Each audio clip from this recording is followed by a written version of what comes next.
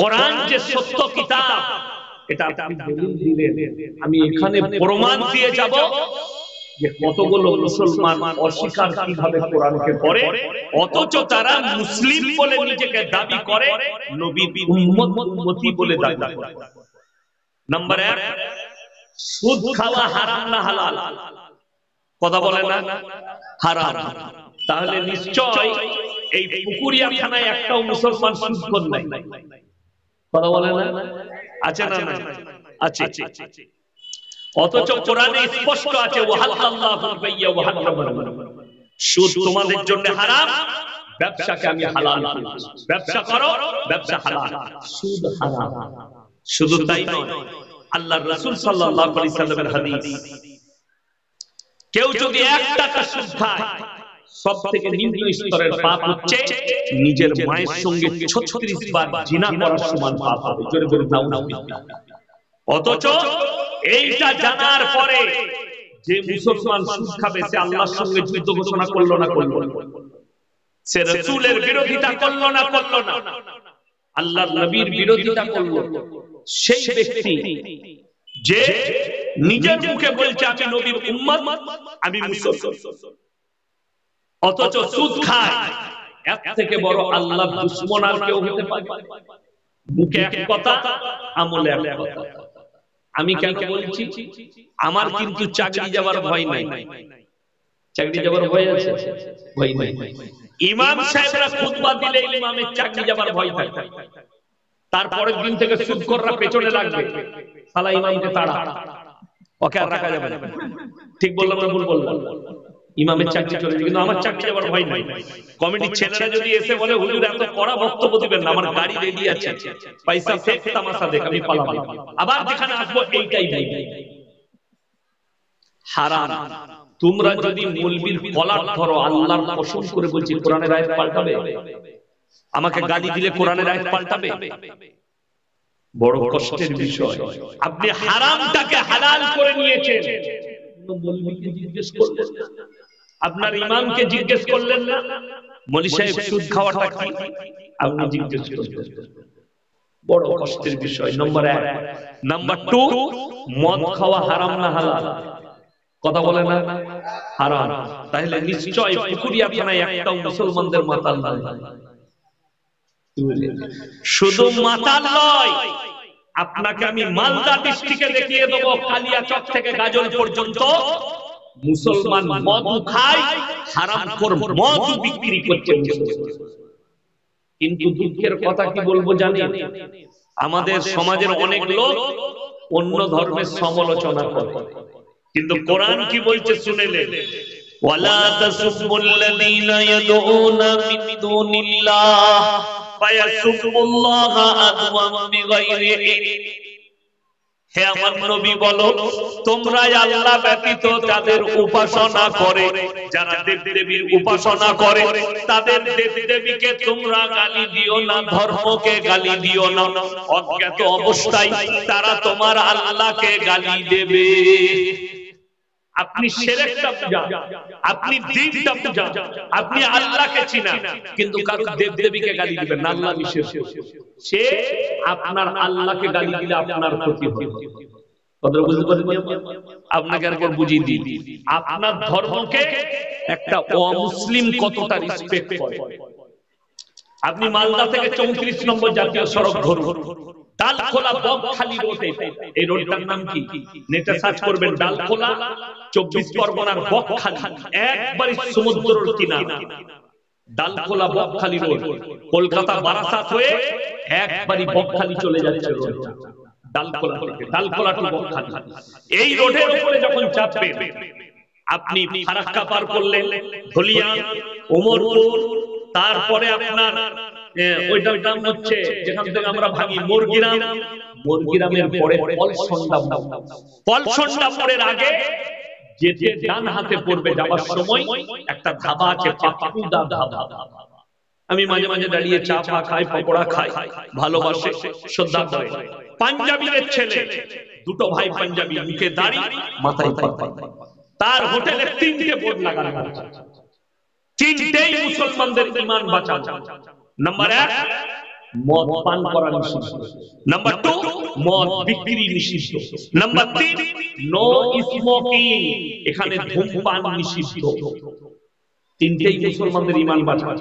তারা জানে আমরা যেখানে ব্যবসা করছি এই মুর্শিদাবাদ ডিস্ট্রিক্টে, এখানে 75% মুসলমান, আর মুসলমানদের জন্য মদ স্পর্শ করা হারাম, এদের জন্য নেশাগ্রস্ত জিনিস হারাম, যার কারণে তারা ব্যবসার সঙ্গে ওইটা রাখে নিয়ে। আর তাদের হোটেল থেকে আমি 15 কিলোমিটার উমরপুর পর্যন্ত কয়েকটা মুসলিমদের হোটেল দেখাবো হারাম করে মদ খাই, মদ বিক্রি করছি। ঠিক বললাম না ভুল বললাম? আপনি প্রমাণ নেন, আমি যদি মিথ্যা বলে থাকি আল্লাহর কাছে জবাব দিতে হবে। বড় কষ্টের বিষয়। এই লোক জানে মদ খাওয়া হারাম, তারপরও মদ বিক্রি করছে। আর একটা অমুসলিম যার কাছে আল্লাহর দাওয়াত নেই, সে আপনার ধর্মকে কতটা রেসপেক্ট করে। আমি ঢুকলে কাগজের গিলাসে পানি দেয়, ভাঁড়েতে চা দেয়, তাদের গিলাসে দেয় না, কাগজের প্লেটে খাবার দেয়। কেন? কি বলে জানেন? আপনাদের धर्मता आपका धर्म जो है बड़ा पवित्र है और मौलवी लोग बड़ा पवित्र खाना खाते हैं, ये किसी हराम खाने वाले के झूठा नहीं खाते। तो তাদের কতটা আকীদা আপনার ধর্মের প্রতি ভালো, অথচ মুসলমান হারাম জেনে হারাম খায়। লটারির টিকিট হারাম না হালাল? কথা বলে হারাম। আপনাকে আমি পুকুরিয়ায় দেখি, আপনাকে আমি গাজলে দেখাবো, আপনাকে আমি সুজামপুরে দেখাবো, আপনাকে আমি কালিয়া চকে দেখাবো। মুসলমান লটারি কাটছে, লটারি বিক্রিও মুসলমান করছে। ঠিক বললাম না ভুল বললাম? এ লোক জানে হারাম, তারপরও করছে। তো এর থেকে বড় রাসূলের দুশমন কেউ হতে পারে? কি করে একটা মুসলমান এই কাজ করতে পারে? যদি লটারি হালাল হতো, সব থেকে প্রথমে লটারি কারা কাটতো? আমরা মৌলবীরা। ইমাম সব থেকে কম বেতন আমাদের। কথাটা বুঝতে পারবেন? কম বেতন আমাদের। আমরা তো ফজরের পরে রোজ একটা করে কাটতাম, 1 কোটি লেগে গেলি আর ইমামতি করতাম। হারাম বলি তো আমরা লটারি কাটি না। কেন হারাম? অনেক জনের প্রশ্ন থাকবে, অনেক মা বোন ভাই, যে লটারি কেন হারাম?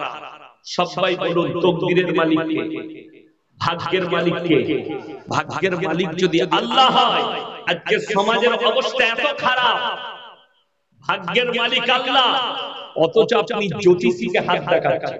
যারা জ্যোতিষীকে হাত দেখাবে, কোন মৌলবীকে হাত দেখাবে, নিজের ভাগ্য পরীক্ষার জন্য সঙ্গে সঙ্গে কাফের হয়ে যাবে, বেঈমান হয়ে যাবে, তাকে কালমা পড়ে মুসলমান।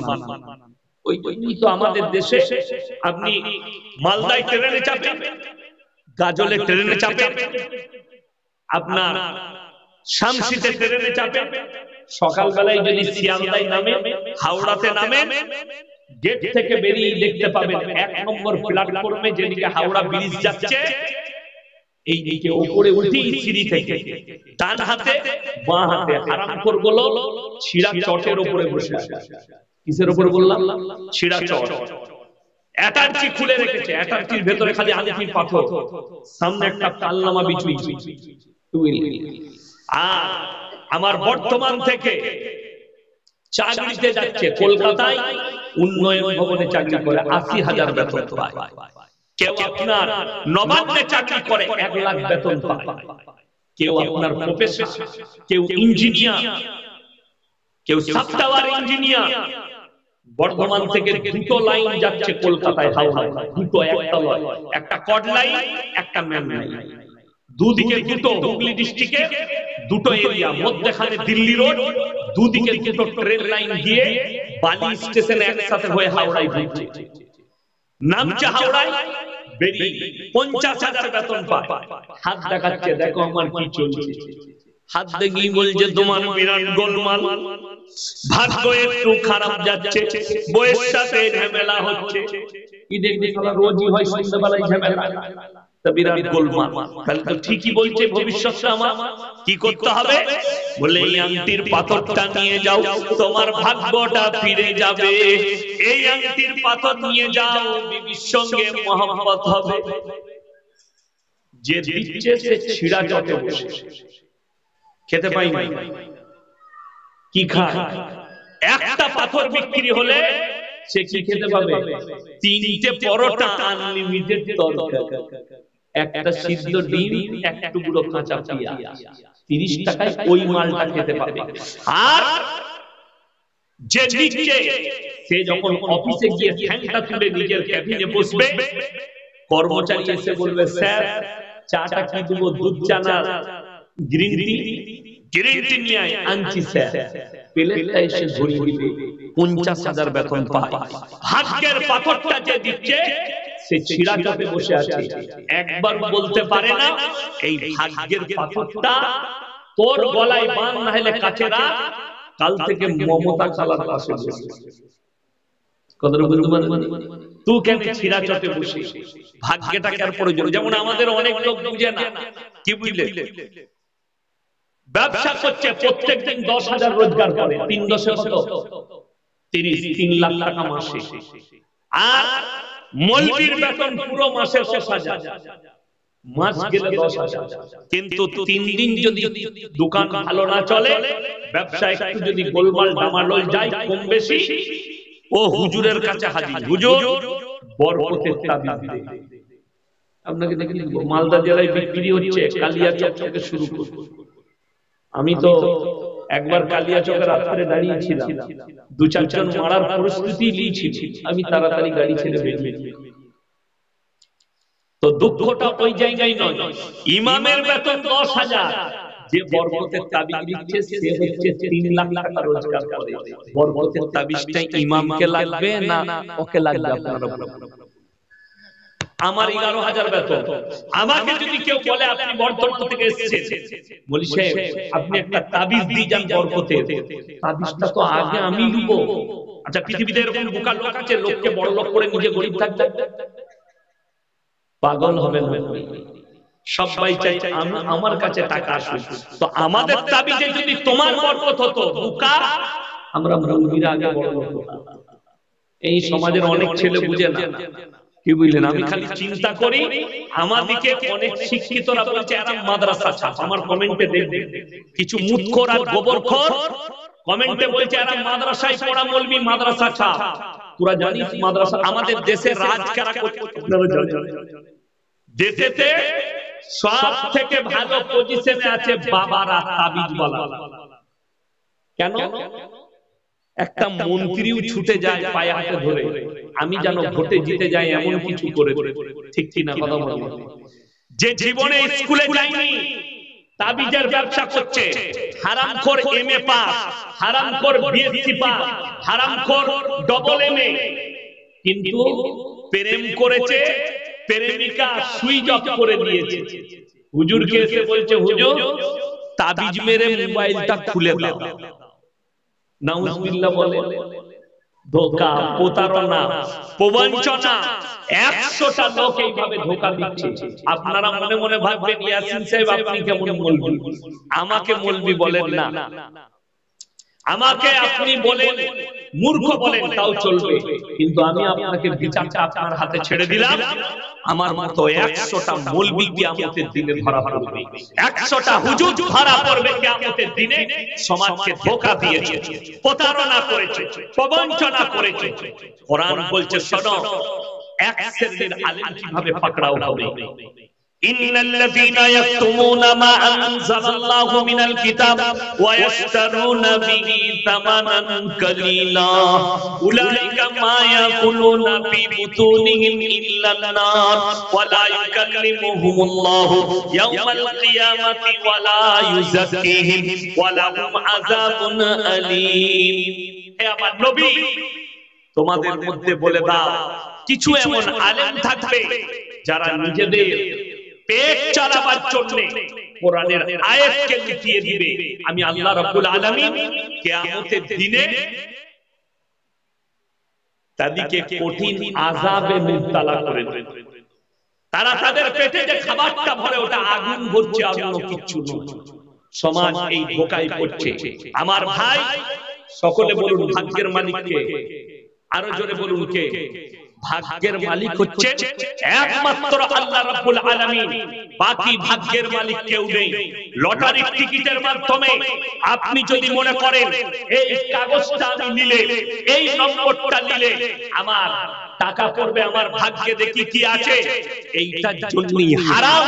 এবং কেউ যদি আকীদা রাখে এই নম্বরটা আমার লাকি নম্বর, এই নম্বরের লটারি নিলে আমার পড়ে যাবে, সঙ্গে সঙ্গে তার ঈমান ধ্বংস হয়ে যাবে, হারাম সম্পূর্ণ। আপনি জানার পরেও লটারি কি করে আপনি কাটতে পারবেন?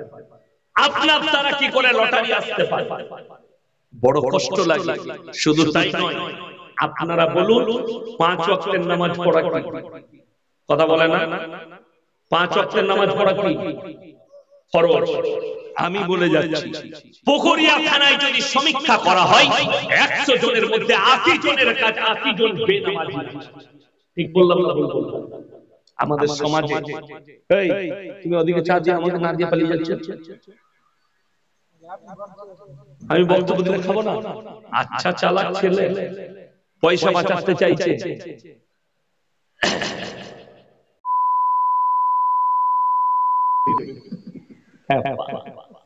আমার ভাই, আমি যেটা আপনাদেরকে বলছিলাম সেটা শুনে নেই, খুব দুঃখের সঙ্গে বলছি, 5 ওয়াক্তের নামাজ পড়া ফরজ, অথচ দুঃখ লাগে আমাদের সমাজের লোক 5 ওয়াক্তের নামাজ পড়ে না। এই মৌলবীরা দাওয়াত দিতে গেলে, আমরা দাওয়াত দিলে কি বলে শুনেন? আমাদের সমাজে কিছু লোক আছে, মৌলবীরা যখনই বলে ভাই নামাজ পড়ো না কেন, নামাজটা পড়ো, নামাজ না পড়তে পারি বলি সে গায়ের মধ্যে আমি ভালো লোক আছি, এই মাল আছে না, না গাদা আছে, নামাজ পড়ে না কিন্তু বলছে আমার মতো ভালো লোক গিরাম তো নেই, আমি আছি, নামাজ না পড়তে পারি, ও আমি পড়ি না কিন্তু আমি ভালো। সে মালগুলো কেমন ভালো শুনে নাও, কোরআন শোনাবো, চোখ দিয়ে পানি আসবে আপনার। হে আমার মা, হে আমার বোন, তুমি যদি মনে করো আমি বেনামাজি, নামাজ পড়ি না কিন্তু আমি একজন ভদ্র মহিলা, আমি একজন ভালো মহিলা। 1 নম্বর রাসূল সাল্লাল্লাহু আলাইহি সাল্লামের হাদিস, যার মধ্যে নামাজ নেই তার মধ্যে ইসলাম নেই। নাম্বার 2, কিয়ামতের দিনে দুটো রাস্তা হবে, একটা রাস্তায় জান্নাতীরা জান্নাতে প্রবেশ করবে, আর একটা রাস্তায় জাহান্নামীরা যাবে। জান্নাতীরা জাহান্নামীদেরকে ডাক করাবে, কি বলে? ফি জান্নাতি ইয়াতাসাআলুনা আনিল মুজরিমিনা মা সালাকাকুম ফি সাকার, তোমরা কেন জাহান্নামে যাচ্ছ? তোমরা বলতে আমরা ভালো লোক, আজকে কেন তোমরা জাহান্নামে প্রবেশ করছো? তারা উত্তর দিবে 1 নম্বর, ক্বালু নানাকু মিনাল মুসাল্লিন, আমরা নামাজি মুসল্লিদের মধ্যে ছিলাম না, তাই আল্লাহ আমাদেরকে জাহান্নামে পাঠিয়েছে। কত মারাত্মক আয়াত। তারা উত্তর দেবে, হে আমার মা, হে আমার বোন, হে আমার ভাই, তাদের উত্তর হবে জাহান্নামীদের। 1 নম্বর, ক্বালু নামনাকু মিনাল মুসাল্লিন, আমরা মুসল্লিদের মধ্যে ছিলাম না, ওয়ালাম নাকু নুতইমুল মিসকিন, এবং আমরা মিসকিনকে খানা খাওয়াইতাম না, তাই আল্লাহ আমাদেরকে জাহান্নামে পাঠিয়েছে। ওয়া কুননা নাকুদু মা'আল খাইদিন, যারা এই দাড়ি টুপিওয়ালা দিকে দেখে তারা বলবে আমরা দাড়ি টুপি নামাজি মুসল্লিদের মজাক উড়াতাম, আল্লাহ তাই আমাদেরকে জাহান্নামে পাঠিয়েছে।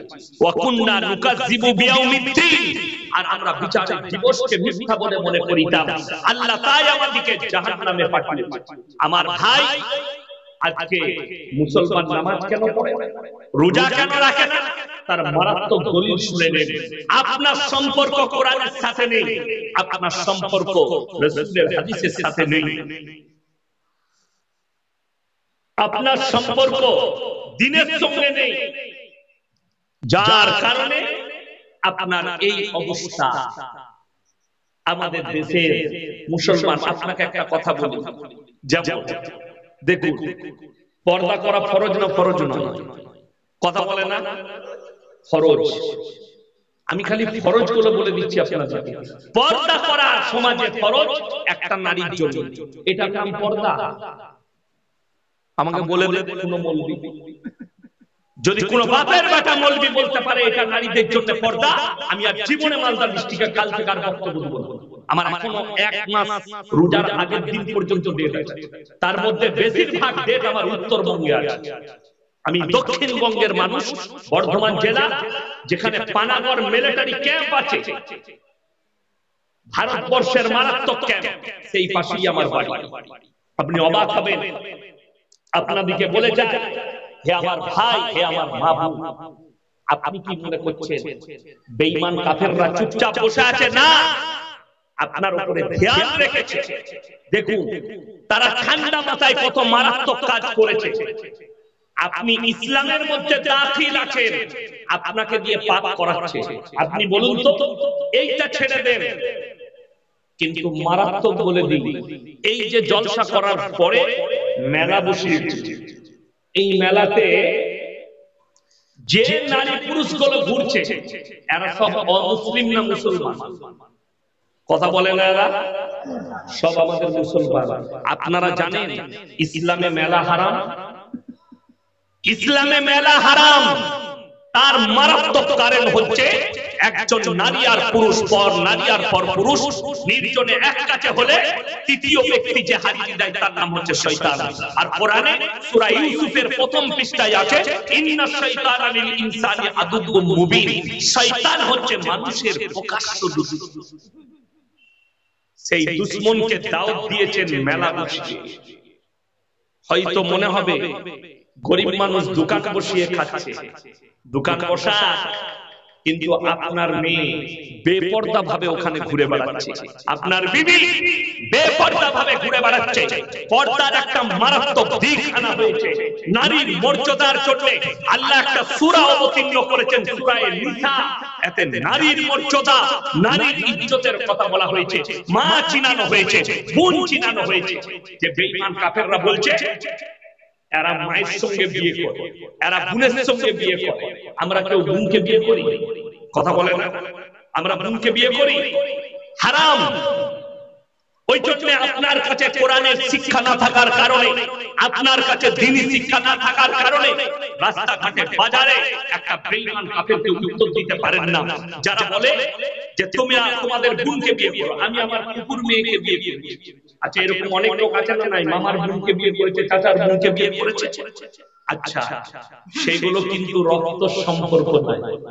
এটা বুঝাবেন অমুসলিম ভাইকে, কি রক্ত সম্পর্ক নেই।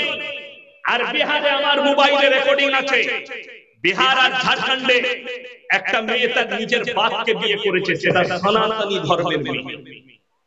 মোবাইলে আমার কাছে রেকর্ড আছে, আমার নামে কেস টুক আমি আদালতে দেখি, ভিডিও বারবার। আমি এটা গল্প বলি না, কিন্তু কোরআন খুলবেন আপনি, তাকে মানে কোরআন খুলে দেখান।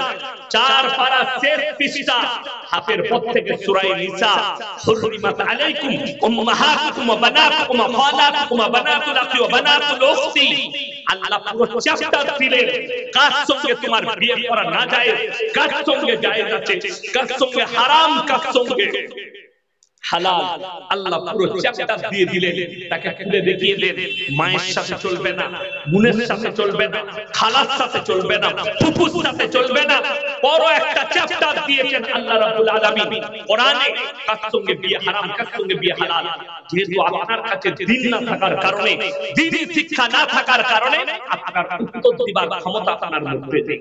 আপনি ফেলোয়ার, নিজের ধর্মের কাছে আপনি ফেলোয়ার। বেঈমান কাফেররা তাদের মেহনতে কামিয়াব, আমরা আমাদের মেহনতে নাকাম হয়ে গেছি। জলসা করে এত জলসা, বিশ্বাস করুন এতগুলো বক্তা ঘুরে বেড়াচ্ছে, কারণ ডাইরি খালি নেই। ঠিক বললাম না? প্রত্যেক গ্রামে গ্রামে জলসা, প্রত্যেক জায়গায় জায়গায় জলসা। কালকে আমার লালগোলায় জলসা, পরশু আমার বীরভূম বুজুটে জলসা আছে। প্রত্যেক দিন জলসা, তারপরের দিন 24 পরগনায় এইভাবে রোজ জলসা আছে। পরিবর্তনের জায়গা কিছু নাই। এত আলেম উলামা, মাদ্রাসা, মসজিদ, কেউ বলছে আমরা তাবলীগ করছি, কেউ বলছে জলসা, কেউ বলছে মিলাদ, কেউ বলছে এইভাবে দাওয়াত দিচ্ছি, এত চলছে, পরিবর্তন নাই। তার মারাত্মক কারণ হচ্ছে কোরআন থেকে সম্পর্ক ছিন্ন, আলেম থেকে সম্পর্ক ছিন্ন, উলামা থেকে আপনার সম্পর্ক ছিন্ন, যার কারণে আপনি একটা বিপদগ্রস্ত হয়ে পড়েছেন। আপনার কাছে নামাজ আছে তো হারাম হালালের বিচার নেই, আপনার কাছে হারাম হালাল বিচার আছে তো আপনার মধ্যে নামাজ নেই, আর আপনি নিজেকে মুমিন ঘোষণা করে সমাজের বুকে বাস করছেন। আল্লাহর নবী উম্মত ভেবে আপনি বসবাস করছেন, আর বেঈমান কাফেররা ঠান্ডা মাথায় আপনার বিরুদ্ধে কাজ করে যাচ্ছে। এ আমার মায়েরা, আমার বোনেরা শুনেলেন তারা মেহনতে কিভাবে কামিয়াব হয়েছে। আশা করি আপনাদের এলাকায় গ্রুপ লোন, বন্ধন লোন নাই, আছে না? নাই আছে। এরপর বলুন, রাগ করবেন না, বাস্তব কথা বলছি। ইমাম সাহেব কে আছে? এই দেখেন ভাইজান ইমাম। আচ্ছা, আপনারা ইমামদারির সঙ্গে বলুন তো, এই ইমাম সাহেবের স্ত্রী নিশ্চয়ই গ্রুপ লোন করে? প্রমাণ দিতে পারবেন? জোরে বলুন না সুবহানাল্লাহ। ইমাম সাহেবকে কত বেতন দেন আমি জিজ্ঞেস করব না, ওটা আপনারা ইনসাফ করবেন। কিন্তু আমি বলছি ইনসাফের সঙ্গে শুনেলেন, মৌলবীর বিবিকে রাস্তায় বেরিয়ে ৬০০০ বেতন দেয় কমের লোক। হে মুসলিম সমাজ, তোমরা ইমামকে সবথেকে কম বেতন দাও, তারপরও তার বিবিকে রাস্তায় বেরিয়ে গ্রুপ লোন, বন্ধন লোন করতে হয় না। তুমি মাসে ৩০,০০০ রোজগার করো, ২০,০০০ রোজগার করো, তুমি কেরলে কাজ করে ৫০,০০০ রোজগার করো, তারপরও তোমার বউকে রাস্তায় বার করেছো, গ্রুপ লোন আর বন্ধন লোন নেই। আজকে ১০টা করে মেয়ে গ্রুপ করেছে, গ্রুপ আর গ্রুপ লোন নিচ্ছে। গ্রুপ লোন নিয়ে তাদের মধ্যে একজন হেড হয়েছে ১০ জনের মধ্যে, আর ৯টা মেয়েটাকে ম্যাডাম বলে না। সেটাকে এমনি স্কুলের ম্যাডাম হতে পারি নাই, আমি সুদ খাবার ম্যাডাম হয়েছি। বিরাট ব্যাপার, ৯ জন ম্যাডাম বলে ডাকছে, ওর বিরাট ব্যাপার। ম্যাডাম বলছে না, সম্মান বেড়ে গেল। নাউজুবিল্লাহ, তুমি সুদ খাবার ম্যাডাম হয়েছো। বেঈমান কাফেররা আপনার ঘরে ঘরে সুদ ঢুকিয়ে দিল। যদি মনে করেন মৌলভী সাহেব আমাদের সংসার কি করে চলবে, তো তুমি মনে রেখো রাসূল সাল্লাল্লাহু আলাইহি সাল্লামের যারা ৫ ওয়াক্তের নামাজি হবে, মৃত্যুকাল পর্যন্ত আল্লাহ তাদের রুজিতে কোনদিন কমি দিবে না। জোরে বলুন সুবহানাল্লাহ। এটা রাসূলের সহিহ হাদিস। আল্লাহর নবী সাল্লাল্লাহু আলাইহি সাল্লাম হাদিস বর্ণনা করলেন, যারা আল্লাহর রাস্তায় দ্বীনের পথে থাকবে, মৃত্যুকাল পর্যন্ত আল্লাহ তাদেরকে ইজ্জতের রুজি দান করবেন। জোরে বলুন সুবহানাল্লাহ। আমরা মৌলবীরা আল্লাহর উপরে ভরসা করি, ৫,০০০, ৬,০০০, ২,০০০, ৩,০০০ যেটাই দাও, আমরা সেইটার উপরে ভরসা করে, আল্লাহর উপরে বিশ্বাস রেখে, আমরা হালাল রুজির উপরে, রিজকের উপরে বিশ্বাস রেখে চলি। যারা মনে করছেন টাকা বেশি থাকলে খেতে পাওয়া যায়, আমার মারা শুনেলেন, যারা মনে করছেন যদি কোটি টাকা থাকে তবে ভালো মন্দ খাওয়া যায়, ভুল। যদি এটা তোমার দিমাগে থাকে, সকালবেলায় উঠে মালদা টাউনে চলে যাও, রাজবাড়ী রোডটাই দেখবে ১০০টা বড় লোক সকালবেলায় মর্নিং ওয়াক করছে, ১০০টা কোটিপতি সকালবেলায় আন্ডার প্যান্ট পরে ছুটছে। কি হলো? সুগার। ডাক্তারে বলছে ৩.৫ কিলোমিটার ছোটটা, দিনে ১০ লাখ টাকা ইনকাম করে, কিন্তু আন্ডার প্যান্ট পরে ভোরের বেলায় ছুটতে হয়। তাকে জিজ্ঞেস করবেন কি খাসি না দেশি মুরগি, পুরা রুটি আর করেলা ভাজি খা। আর তার যে কর্মচারী আছে, তাদেরকে আল্লাহ বলেছে তোর প্লেটে যা জুটবে তাই খাবি। এটার নাম হচ্ছে রুজির মালিক আল্লাহ। অবাক হবে। আজ থেকে 10 বছর আগের ঘটনা। আমি কলকাতা ওই চটা বজবজের কাছে আমি জলসা করতে গেছি। জলসা শেষ হলো, 11টায় শেষ করেছি। একজন হাজী সাহেব বললেন আমার বাড়িতে হুজুর দাও। আমি গেলাম, তার বাড়ি দেখে আমার দিমাগে তাক লেগে গেছে, আল্লাহ জান্নাতটা কত সুন্দর হবে। কেন? 35 কোটি টাকার বাড়ি, 1 টাকা দোকান, 5 বিঘে এরিয়া নিয়ে বাড়িটা আছে। ঢুকলাম, ডাইনিং টেবিলে 50 জন বসে খাবে। আমি ঢোকার পরে আমার সাথে আছে আমার ম্যানেজার, আমার ড্রাইভার, তাদের মসজিদের ইমাম, তাদের মুয়াজ্জিন, তার ম্যানেজার, তার কর্মচারী। হাজী সাহেব আমার পাশেই বসেছে। ডাইনিং টেবিলে কি কি লেগে আছে আমি আসার আগে সব লেগে গেছে খাবার। কি? ভাপা ইলিশ, আপনার ভেটকি মাছের পাতুরি, খাসি, আর বিরিয়ানি, পোলাও, লেগ, চিকেন তন্দুরি, পরোটা, কিমা, ভুনা, সব লেখা আছে। হাজি সাহেব আমার পাশে বসেছে, আমি হাজি সাহেবকে বললাম, হাজি সাহেব একটা লেগ পিস দেবো? চলবে। আমি ইলিশ মাছ? না চলবে। ভাপা ইলিশ, আপনার পাতুরি, আমার ছোঁয়া, আপনারা খান, আমি আমার আসছে। আমি মনে মনে করলাম হাজি সাহেবের তাইলে যখন আসছে, কর্মচারীকে বলে আমারটা নিয়ে আয়। আমি মনে মনে বলে স্পেশাল মাল কিছু আছে। পাশে যখন আছে একটু লুলু, যে প্লেটটা করে আনছে, প্লেটটা চাইনার ব্র্যান্ডেড কাচের প্লেট, 2100 টাকা দাম একটা প্লেট, একটা বাটির দাম 1250। তার কর্মচারী আনছে, প্লেটে আছে দুটো পুরা রুটি আর বাটিতে আছে করে না। আমরা হাই সাহেব এটা আমার মনে হয় আমি খেতে পাই। আমি বললাম দস্তরখান আপনার, ডাইনিং টেবিল আপনার, খাবার আপনার, টাকা আপনার, আল্লাহ রুজি মেপেছে মৌলবীর কর্মচারীর। হযরতে মারইয়ামকে জাকারিয়া বলছে, ক্বালা ইয়া মারইয়ামু আন্না লাকি হাদা, ওগো মারইয়াম তুমি ভালো মন্দ আকরণ নাক্কা কাজু কিসমিস পেস্তা বাদাম কোথা থেকে পাচ্ছ? মারইয়াম বললেন, ক্বালাত হুয়া মিন ইনদিল্লাহ ইন্নাল্লাহা ইয়ারযুকু মান ইয়াশাউ বিগাইরি হিসাব। আল্লাহ যাকে ভালোবাসেন, আল্লাহ যাকে পছন্দ করেন, তাকে বেশুমার রিজক দান করেন। কোথা থেকে দেব, কেমন করে দেব, আমি আল্লাহ ছাড়া পৃথিবীর কেউ জানে না। জোরে বলুন সুবহানাল্লাহ। এটা হযরত মারইয়াম, ঈসা নবীর মা, নিজেকে যখন বন্দী করে নিল, ওয়াজকুর ফিল কিতাবি মারইয়াম ইদিন তাবাদাত মিন আহলিহা মাকানান শারকিয়্যা, পূর্ব দিকে এক স্থানে নিজেকে বন্দী করে নিয়েছে। আল্লাহর তরফ থেকে জান্নাত থেকে খাবার এসেছে যখন ঈসা নবী তার পেটে। জোরে বলুন সুবহানাল্লাহ। মারইয়ামের ওই খাঞ্চা থেকে জাকারিয়া প্রশ্ন করেছেন, হযরত জাকারিয়া, ক্বালা ইয়া মারইয়াম আন্না লাকি হাদা, এত দামি খাবার তুমি কোথা থেকে পাচ্ছ? আশ্চর্য আশ্চর্য ফল।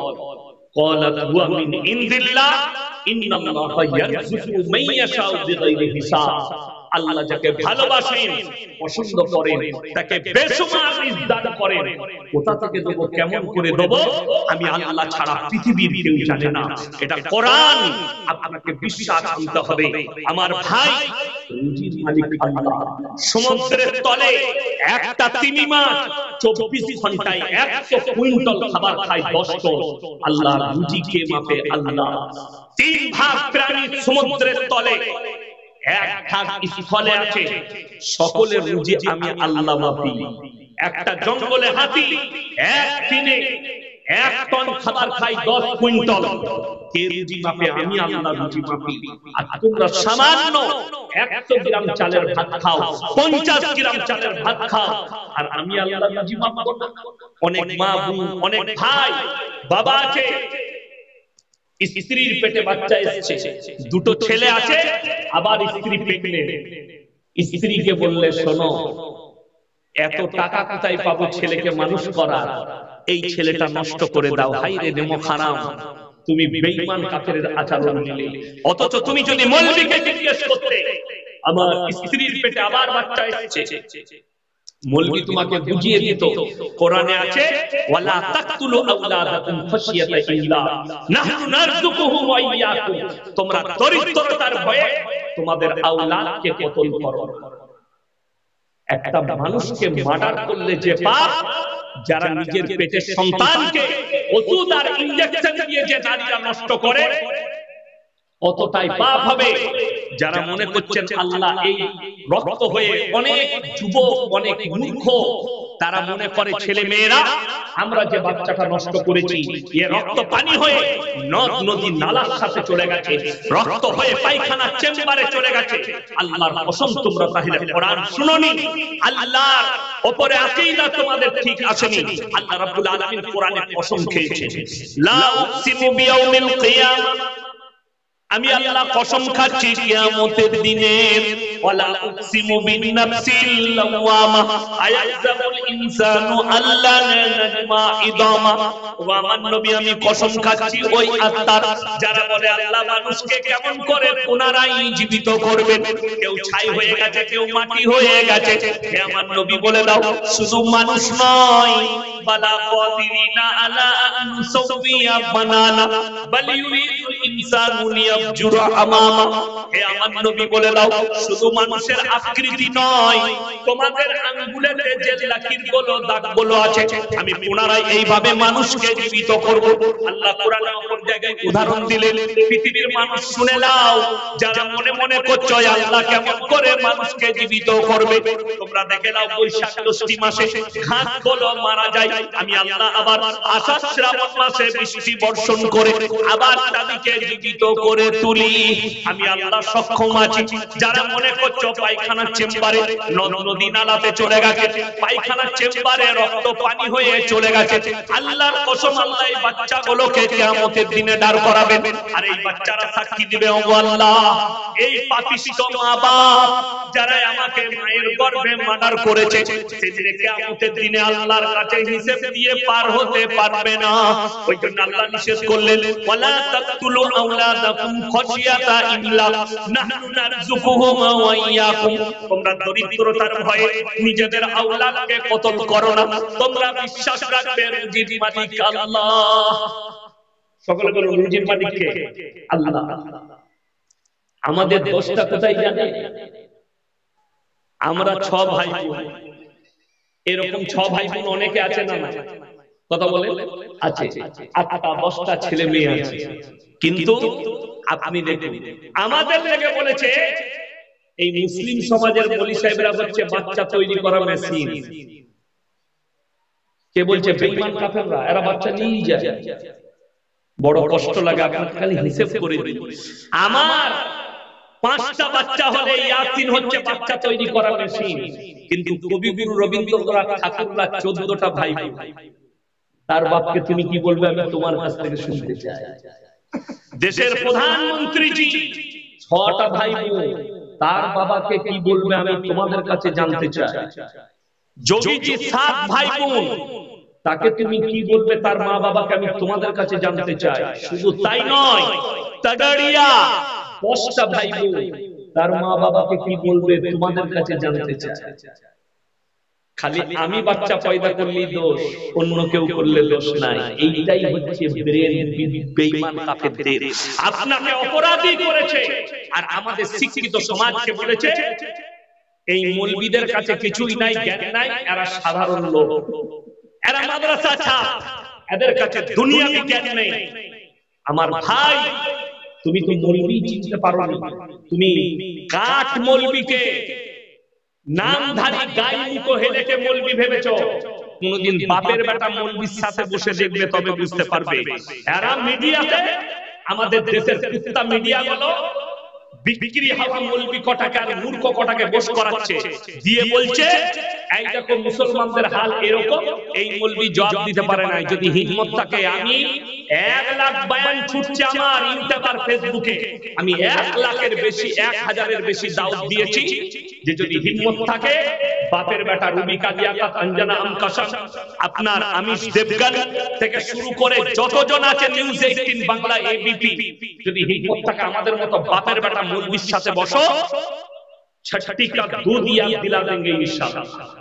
हम बिकने वालों में से नहीं, हम तुम्हारे जुबान नहीं बोलेंगे, हम बोलेंगे तो हमारे रसूल के जुबान बोलेंगे, हम बोलेंगे तो हमारे कुरान और हदीस बोलेंगे। तुम ले नहीं सकते, तुम सुन नहीं सकते, तुम्हारा दिमाग फट जाएगा। इस्लाम के बारे में पहले जांच लो, फिर कहना, उससे पहले बात मत करो। আমার ভাই, আমার মা বোন, সকলকে অনুরোধ করছি, হাত তুলে বলুন নামাজ কেউ ছাড়বো? হাত তুলে বলুন না নামাজ কেউ ছাড়বো না, জোরে বলুন ইনশাআল্লাহ। নামাজ কম্পালসারি, নামাজ পড়বেন। আমাদের দেশের লোক 3টে কোয়ালিটির নামাজি আছে আমাদের দেশে। নাম্বার 1 5 ওয়াক্তের, নাম্বার 2 জুম্মা, নাম্বার 3 ঈদ আর বকরা ঈদ। ঠিক বলি না? কিছু লোক আছে শুধু ঈদ বকরা ঈদ করবে, আর ঈদের দিনে লাফাই বেশি কারা জানে? তারা ওই মাল কটা বেশি যাবে। যারা কোনদিন নামাজ পড়ে না, এই মাল কটা ঈদের দিনে নামাজ পড়ায়। যদি 1 মিনিট লেট হয়ে যায়, মৌলভী সাহেব লেট হয়ে গেল যে, ঠিক বলছি না ভুল বলছি? কষ্ট লাগে। আর যদি 1 সেকেন্ড, আমি একবার আমাদের ইমাম সাহেব নেই তো রমজান মাস মাদ্রাসার আদায় করে বেড়াই, তো ইমাম সাহেব বললে ভাই আমি একটু ছুটিতে যাচ্ছি 28 রমজান, তো মাগরিবের নামাজটা পড়িয়ে দেবেন, আমি এশাকে চলে আসবো। ঠিক আছে, আমি বাড়িতে ইফতারি করে গেলাম, 30 সেকেন্ড আগে নামাজ পড়াইছি। কত বললাম? 30 সেকেন্ড। তো নামাজের পরে আমাকে কিছু বলে না, মুয়াজ্জিনকে একজন বলছে মুক্তাদি, সে জীবনে নামাজ পড়ে না, খালি রোজার মাসে মুক্তাদি। সে বলছে, এই তুমি টাইম দেখো নাই, 30 সেকেন্ড আগে নামাজ দাঁড় করাইছে। সে বললে, ভাই ইমাম সাহেব দাঁড়িয়েছে, আমি ইকামত দিয়ে দিয়েছি। তো সে আমাকে বললে, ভাই 30 সেকেন্ড আগে আমি চুপচাপ বেরিয়ে যাবি, তোর বাপের গোলাম নয়, মুখ ভেঙে দেবো জুতো করে বেরিয়ে। তা না হলে মৌলবি ডেকে নিয়ে আয়, আর তোর বাপের বেটা কোন মৌলবি আছে যে 30 সেকেন্ড আগে নামাজ পড়লে নামাজটা হবে কি? বড় কষ্ট লাগে। আসরের নামাজের আপনি একটা সময় বেঁধে দিয়েছেন, 3:20 জামাত হবে। ইমাম সাহেব 1 মিনিট আগে কিংবা 1 মিনিট পরে যদি নামাজটা দাঁড় করায়, নামাজটা হারাম হবে না গুনাহ হবে? কিচ্ছু হবে না, নামাজ হয়ে যাবে। তো কিন্তু তর্ক কেন করে? কিছু লোক আছে হারামখোর, চায়ের দোকানে 3 ঘন্টা গল্প করবে, মসজিদে 1 মিনিট লেট হলে ইমামের সাথে ঝগড়া করবে। বড় কষ্টের বিষয়। তুমি আল্লাহর কাছে কি জবাব দিবে?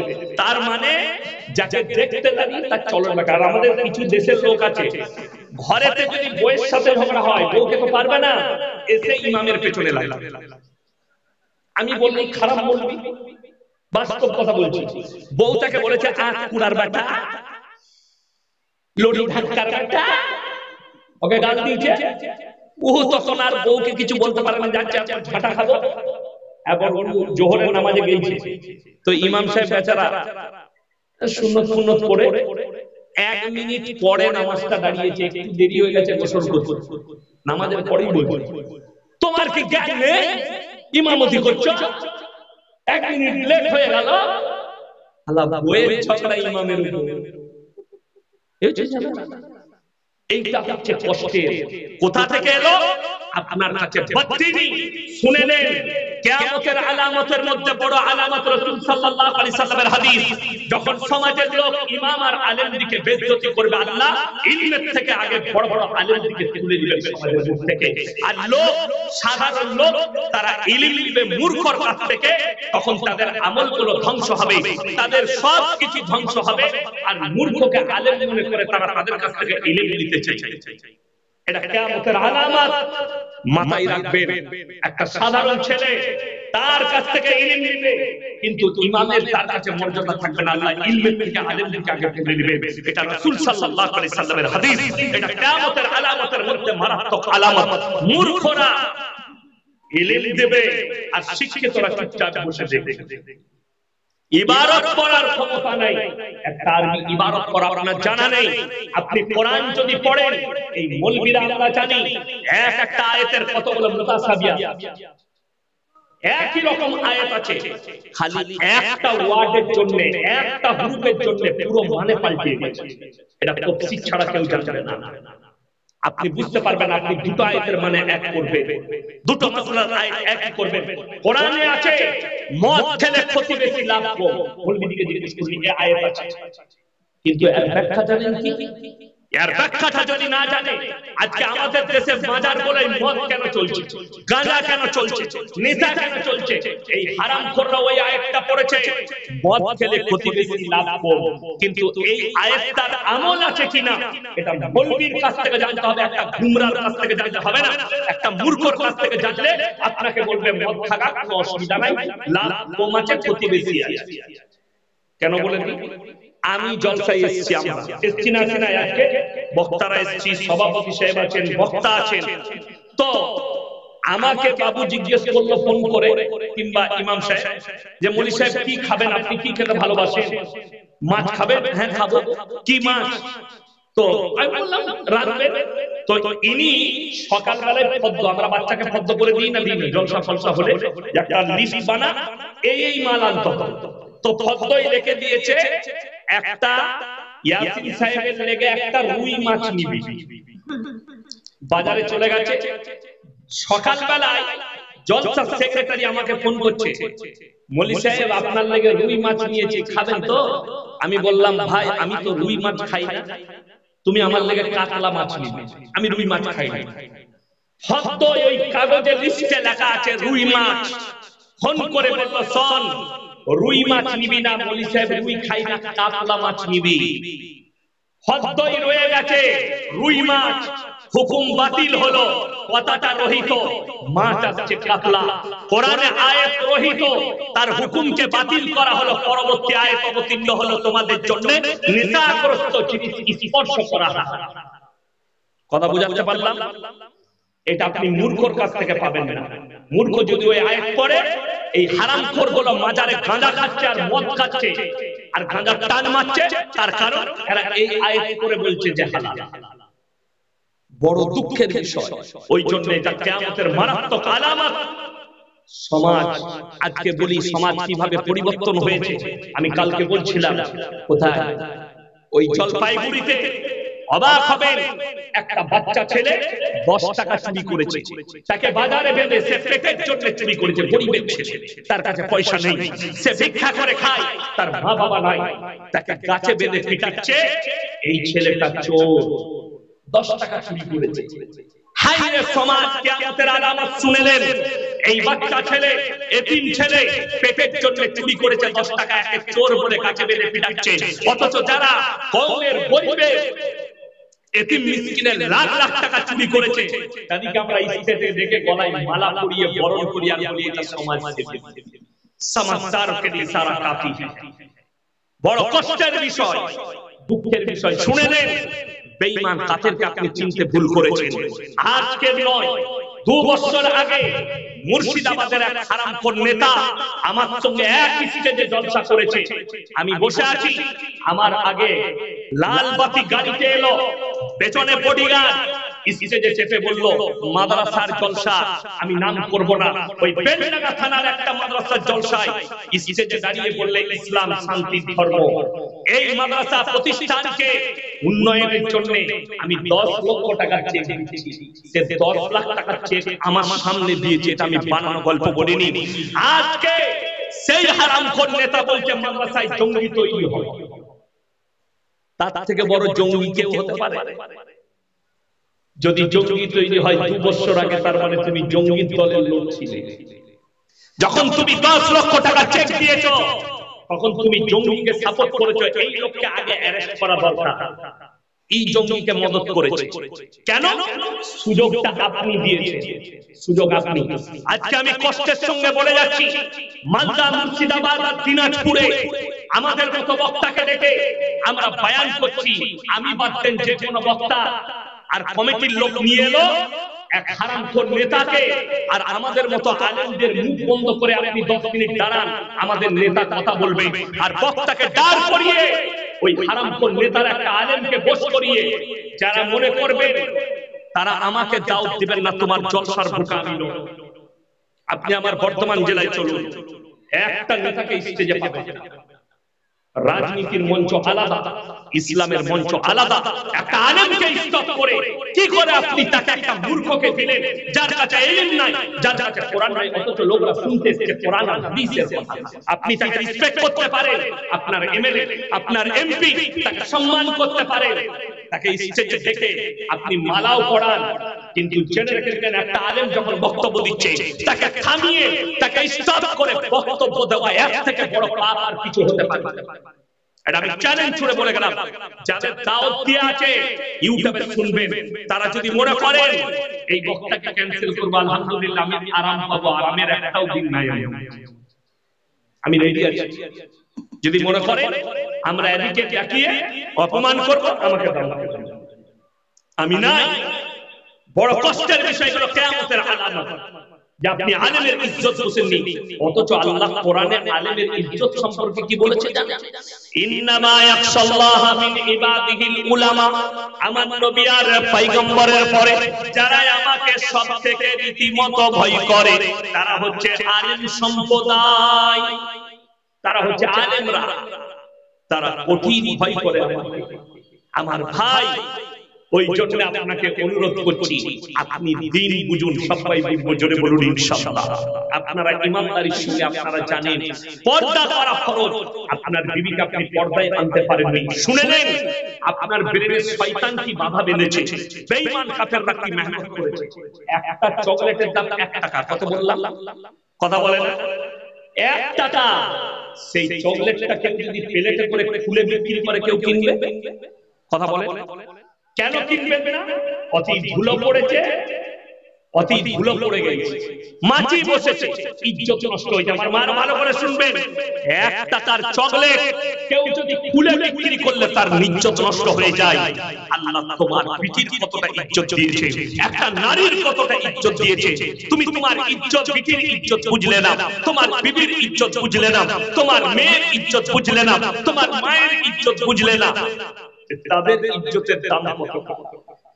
1 টাকা চকলেটের ইজ্জত বুঝেছে, কিন্তু নিজের মায়ের ইজ্জত বুঝতে পারেননি, বিটির ইজ্জত বুঝতে পারেননি। যদি আপনাদের বাজারে, পুকুরিয়ায় বাজারে কেউ যদি একটা কলা ছিলে বিক্রি করে, সেই কলা কেউ কিনবেন না। কেন? এই কলাটাই মাছি বসেছে, ধুলো পড়েছে, ইজ্জত নষ্ট হয়ে গেছে।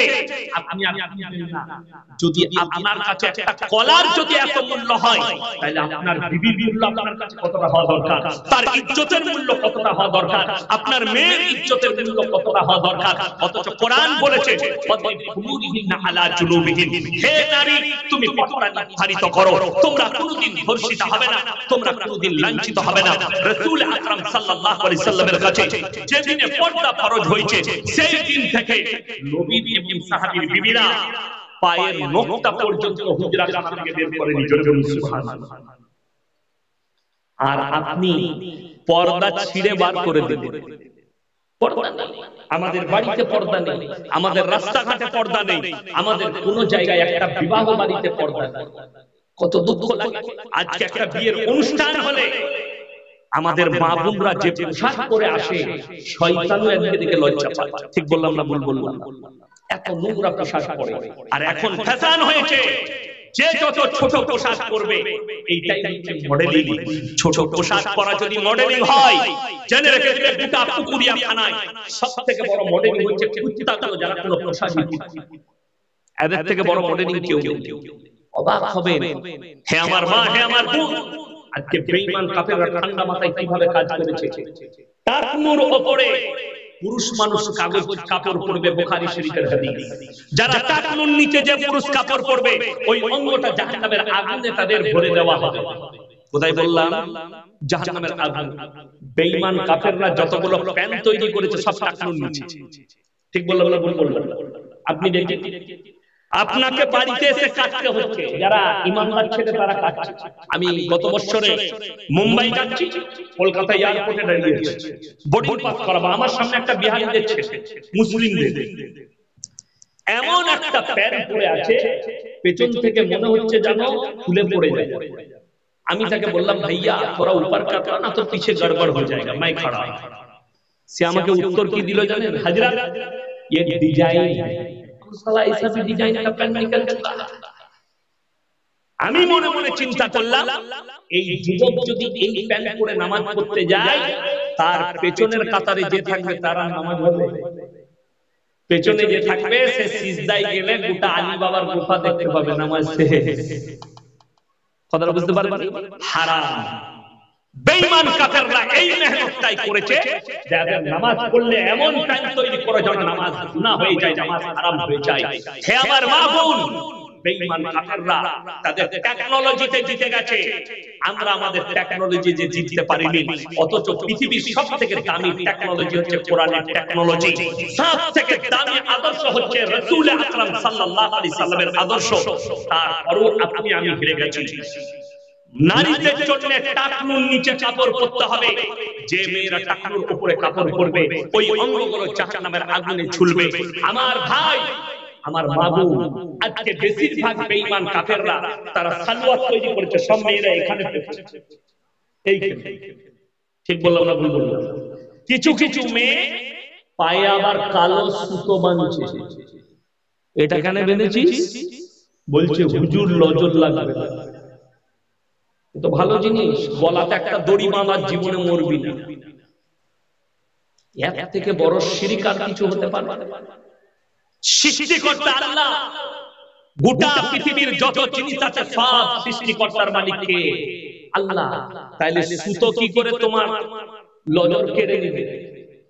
নজর থেকে বাঁচাবে সুতো কি করে? নাউজুবিল্লাহ। যে অঙ্গটা বেরিয়ে আছে, এই অঙ্গটা শুধু জাহান্নামে যাবে না, ওই মহিলা জাহান্নামে যাওয়ার দ্বিতীয় কারণ হচ্ছে ওই শরীরের অঙ্গটা দেখে যতগুলো পুরুষের মনে জিনার ওয়াসওয়াসা হবে, সমস্ত পাপগুলো ওই মহিলার উপরে চাপাবে। হে আমার যুবক, বন্ধুত্ব বাড়িতে শেষ করুন, বাইরে মাঠেতে শেষ করুন, বন্ধুত্ব ক্লাবে শেষ করুন, বন্ধুত্ব আপনার রাস্তায় শেষ করুন, বন্ধুত্ব চায়ের দোকানে শেষ করুন। বন্ধুত্ব যদি বাড়ির ভেতরে যায়, জেনে রেখে দিবে তোমার স্ত্রী পরকীয়ায় জড়িত হবে। কিয়ামতের মধ্যে মারাত্মক আলামত, ছেলে মেয়েরা রাস্তাঘাটে কুকুরের মতো জিনা করবে, পরকীয়া বেড়ে যাবে, বর্বরতার যুগের পাপগুলো মডেলিং হয়ে ফিরে আসবে। এই পাপ, এই পরকীয়া পাপটা রাসূলের যুগের নয়, এই পাপ হচ্ছে তার আগের যুগের বর্বরতার যুগের পাপ, সমকামী লূত নবীর কওমের যুগের পাপ আজকে মডেলিং হয়ে ফিরে এসেছে। আজকে পরকীয়া আম হয়ে গেছে। পৃথিবীর বড় বড় স্কলাররা পাকিস্তানে এক জায়গায় হয়েছিল, তার মধ্যে অনেকজন, আমাদের ভারতের একজন ছিলেন ডাক্তার জাকির নায়েক, আর আরবের কজন শেখ ছিলেন, পাকিস্তানের একজন ছিলেন বড় মুফতি তাকি উসমানী, মোল্লা তারিক জামিল, তারিক মাসুদ, পাকিস্তানের এগুলো, আর বড় বড় স্কলাররা। সেইখানে আমি লাইভ দেখছিলাম, সেখানে এই মুফতি তাকি উসমানী একটা কথা বললো, আমার মন কেড়েছে। তিনি বললেন যে কিয়ামত সে পহলে পুরে আলম মে হারাম औलादों से भर जाएगा। এ মারাত্মক কথা। তিনি আর ব্যাখ্যা দিলেন, বেঈমান কাফেররা এই মেহনতি করছে, পরকীয়া ভারতের মাটিতে লিগের হয়ে গেছে, সুপ্রিম কোর্ট লিগের রায় দিয়ে দিয়েছে, আপনার কাছে আম হয়ে যাবে। সবথেকে আশ্চর্যের বিষয় কি জানেন? সবথেকে আশ্চর্যের বিষয় হচ্ছে যে পরকীয়া লিগের কার জন্য? আপনার জন্য নয়, মহিলার জন্য। মারাত্মক কার জন্য বললাম? মহিলাদের জন্য।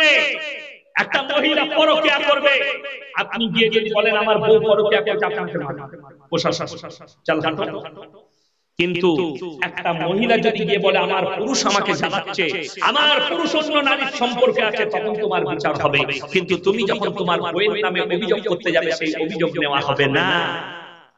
নারীর জন্য যাতে পাপটা দ্রুত ছড়ায়, এদের কাছে হারাম আওলাদ তাড়াতাড়ি পৌঁছায়, এইটাই হচ্ছে বেঈমান কাফের ইহুদি নাসারাদের মেহনত। আজকে ঠান্ডা মাথায় তারা আপনাকে পাপে লিপ্ত করেছে। তারা নাম দিয়েছে ভ্যালেন্টাইন ডে 14ই ফেব্রুয়ারি, কাজ হচ্ছে জিনা করা। তারা নাম দিয়েছে কিস ডে, কাজ হচ্ছে জিনা করা। তারা নাম দিয়েছে চকলেট ডে, কাজ হচ্ছে জিনা করা। তারা নাম দিয়েছে কিস ডে, কাজ হচ্ছে জিনা করা। আমার ভাই, ঠান্ডা মাথায় আপনার আমার সন্তানকে জিনা করাচ্ছে, আল্লাহ আমাদের সকলকে হেফাজত করুন, বলুন আমিন। আলহামদুলিল্লাহ। ওই জন্য সবাই নিয়ত করলেন, আজ থেকে হাত তুলে বলুন আমরা পাপ থেকে বাঁচবো, জোরে বলুন ইনশাআল্লাহ। সবাই আমাদের সন্তান, বিবিকে, মেয়েকে, বোনকে আমরা পর্দায় নিয়ে আসবো, জোরে বলুন ইনশাআল্লাহ। আল্লাহ আমাদের সকলকে কবুল করুন। আমার ভাই, পৃথিবীর মধ্যে দুটো জায়গা মারাত্মক জায়গা। নাম্বার 1 আল্লাহর ঘর মসজিদ, নাম্বার 2 ওই জায়গা যেখানে আল্লাহ আল্লাহর রাসূলের কথা আলোচনা হয়। আল্লাহ রাব্বুল আলামিন কোরআনে বললেন, তোমাদের কাছে তিনটে ব্যক্তি যদি হাত পেতে দেয়, তাদের হাতকে জীবনে ফিরিও না। নাম্বার 1 ওয়াআতিদাল কুরবা, তোমার কাছের গরীব যদি হাত পাতে, তাদের হাতকে ফিরিও না। ওয়াল ইয়াতামা ওয়াল মাসাকিন, আর এতিম আর মিসকিন যদি হাত পাতে, তাদের হাতকে ফিরিও না। ওয়াবনাস সাবিলি ওয়ালা তুবাদ্দির তাবদীরা, আর তোমাদের কাছে যদি মুসাফির হাত পাতে, তাদের হাতকে ফিরিও না। আপনি 1 টাকা দান করতে পারলে, আপনি মনে মনে ভাববেন, 1 টাকা দান করতে পারলে মনে মনে ভাববেন যে আল্লাহ আমাকে দেনেওয়ালা বানিয়েছো, আমাকে হাত পাতনে वाला বানাওনি। আল্লাহ আমাকে দেনেওয়ালা বানিয়েছো।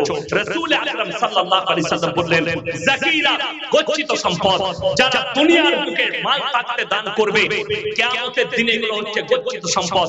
কিয়ামতের দিনে মনে মনে ভাববে, আমি যদি আরো কিছু দিতাম আমার জন্য মঙ্গল হতো। ভারতের আলু পেঁয়াজ বাংলাদেশে যাওয়া বন্ধ হওয়া, ভারতের কৃষকের হাহাকার, এই ব্যাপারে কিছু বলুন। সরকার পদক্ষেপ নেবে, এগুলো আমি জানি না, কি হবে না হবে এগুলো আমি জানি না।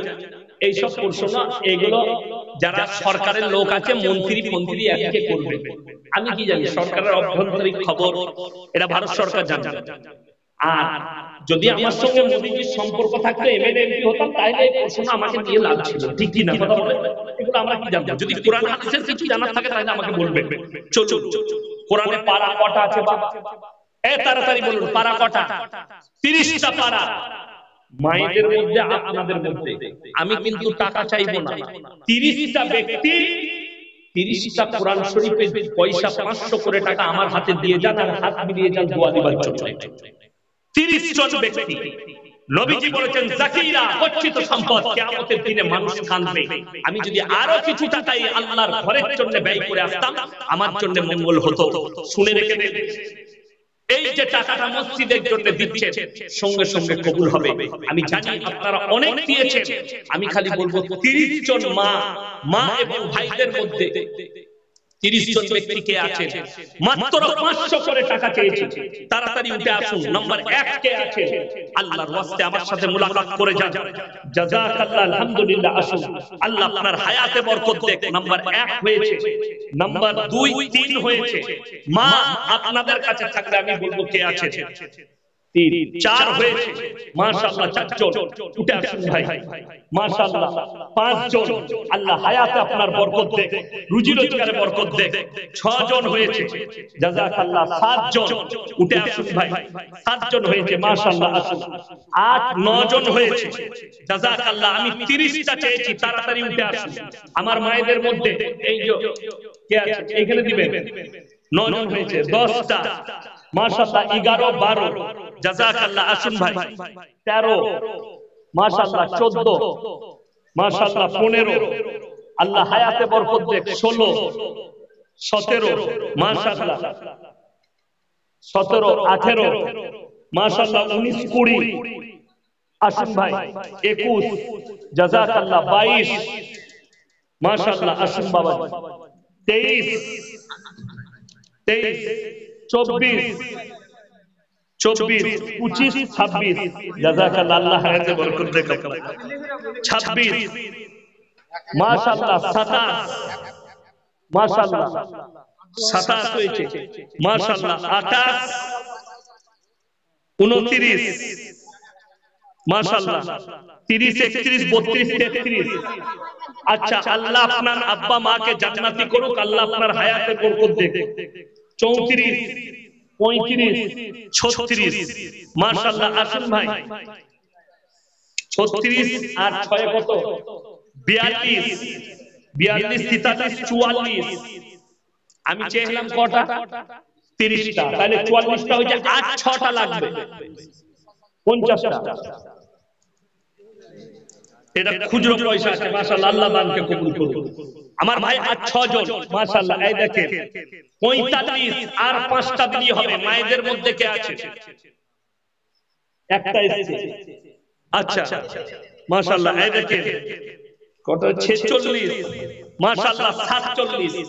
আমি তো গজল পড়ি না, আমার আগে হায়দার ভাই ছিল, দারুণ গজল শুনাইছে। আমি কিন্তু গজল বলা বক্তা নয়, গজল জানি না, তবে আজকে পড়ে দেবো একটা ইনশাআল্লাহ।